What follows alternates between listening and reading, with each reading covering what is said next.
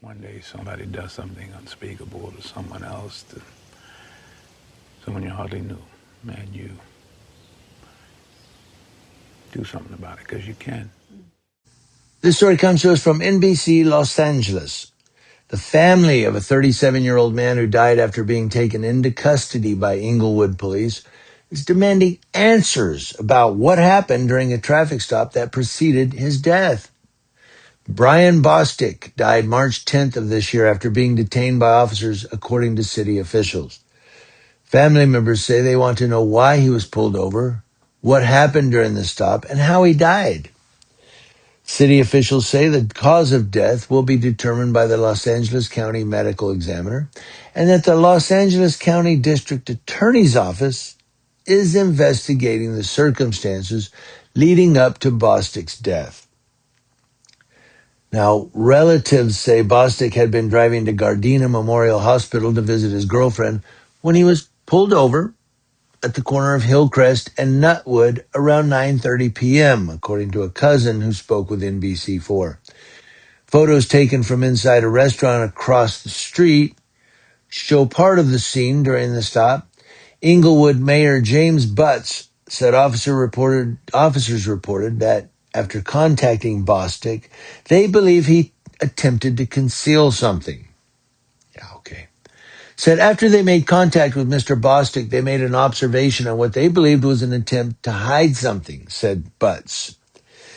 The mayor said a struggle followed, additional officers arrived, and Bostic was placed under arrest. At that time, he was sweating profusely and he had a contusion on his cheek, said Butts. They called paramedics to examine him. Paramedics came, they examined him, they cleared him to be taken to the station and booked. But Mayor Butts said officers later noticed Bostic was not breathing when they arrived at the police station and began CPR. Paramedics responded and later pronounced him dead. Bostic's aunt, Marie Darden, said she recently spoke with the mayor about the incident. He said, I can assure you that Bryan was alive in back of the police car before they got to the police station, said Darden. Yeah, okay, Mayor. Politician. There you go. Darden said she questioned that assurance. I do too. She said, I told him crap. That's bull crap. It should be body cams. How could you assure me that if you weren't there at the crime? Yeah, he wasn't there, so how would he know? Family members have also raised concerns about the Inglewood Police Department not using body-worn cameras, but said the family's grief and anger are understandable, but rejected claims that the death reflects misconduct by the police department. He said, look, I understand the family's grief and anger, but that's absolutely untrue as it relates to the Inglewood Police Department. That's according to Mayor Butts. Butts added that the cause of death has not yet been determined. Said there's no evidence to show one way or another what the cause of death was.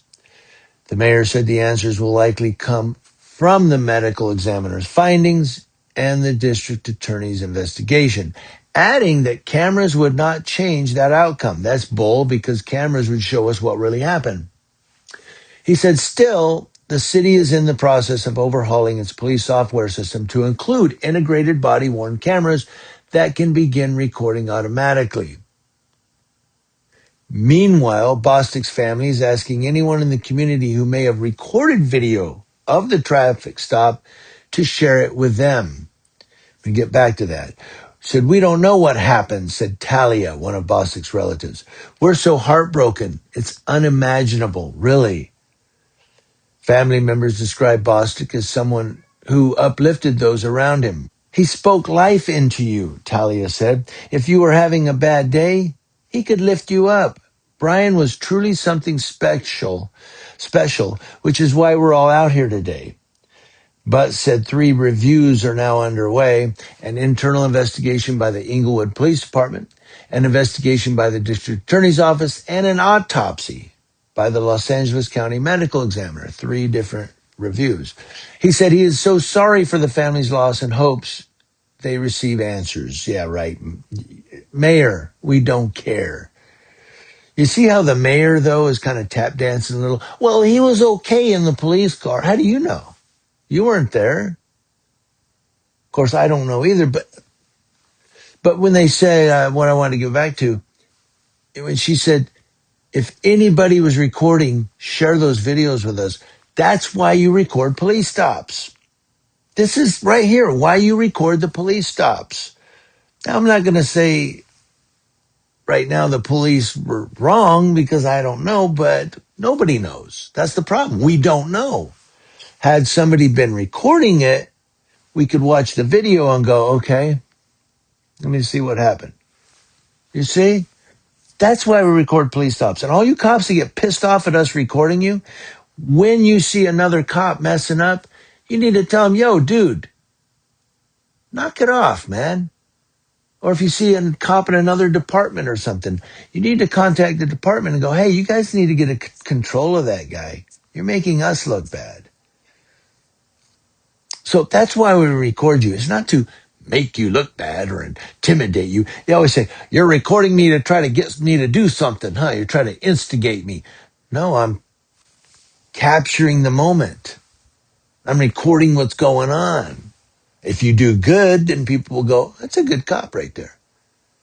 But if you screw up,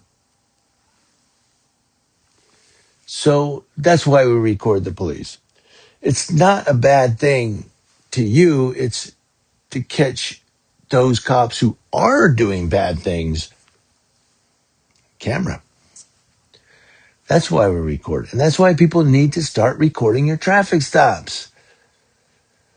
Because then something happens and there was no video, there's no recording, and everybody's going, hey, what happened?